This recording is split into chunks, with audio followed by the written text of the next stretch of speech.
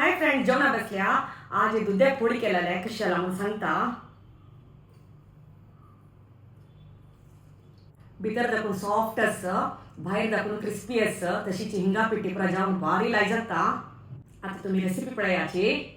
दुध्याक पोळी करूक एक कुडको दूध घेतला, हाची साली काढून बी काढू चिरून घेता आणि धुवून हाडता. अशी फोड करून घेतले. 2 चमचे बरी मिसळी पिठी, थोडी हिंगा पिठी, रुचेक मीठ, थोडे उदक घालया. एका सरून घेऊ का. एक 10 मिनिट बरी मसाला लागो. तांदळा पिठी घेतला, कोट करूया. काय तापल्या नारळ घालतच